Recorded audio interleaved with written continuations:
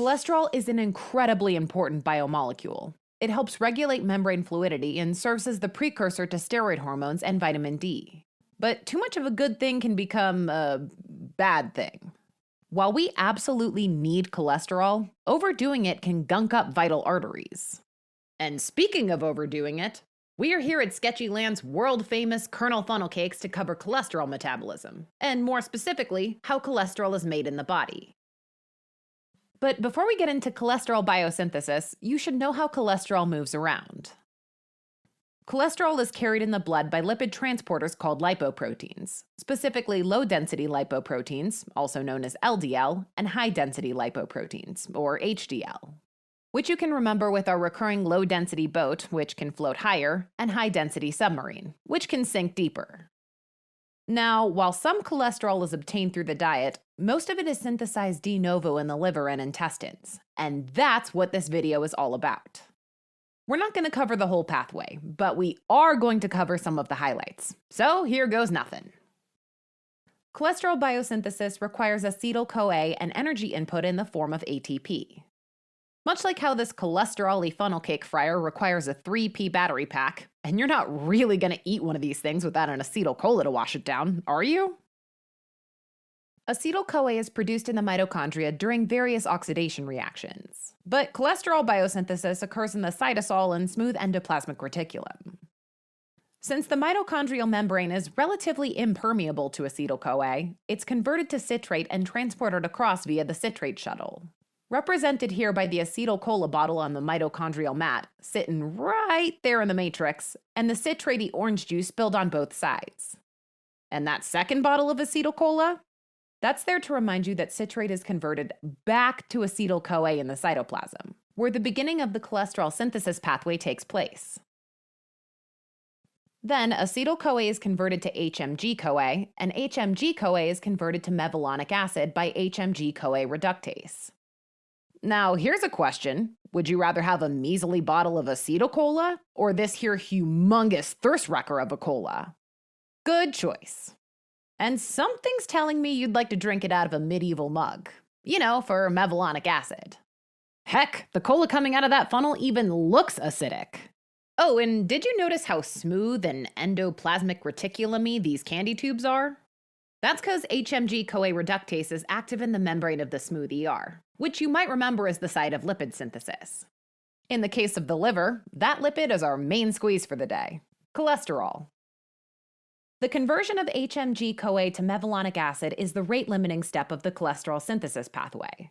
So this HMG-CoA reductase worker is wearing our recurring rate-limiting stopwatch, checking the time because he's always behind. So ATP, acetyl-CoA, HMG-CoA, mevalonic acid, and HMG-CoA reductase are the main players of this pathway so far. But there's one more important one we gotta add in: NADPH. NADPH is an activated carrier, and it's utilized during cholesterol biosynthesis because it's needed to supply reducing equivalents. And nothing fuels funnel cake making quite like NADPH petrol. It's the third ingredient after sugar and love. Aww. The end result of all this? Bright, shiny, new, helpful cholesterol, ready to embed itself into a membrane or turn into vitamin D, or if you have way too much of it, clog up all your arteries. And speaking of excess cholesterol obstructing the old blood pipes, high concentrations of it provide negative feedback on HMG-CoA reductase. I mean, it's gonna be pretty difficult to keep making funnel cakes with all that gunked up batter around. In contrast, insulin stimulates HMG-CoA reductase activity. Our recurring symbol for insulin is the word inside, because insulin brings glucose inside cells. And these instructions to put the batter inside the fryer would definitely stimulate the making of those sweet, sweet cakes. Sketchyland really shouldn't be leaving its secret recipes out like that. Alright, well, that's about all the funnel cake I can handle. Let's summarize this whole cholesterol making situation and get out of here, shall we? Cholesterol is carried in the blood by low-density and high-density lipoproteins.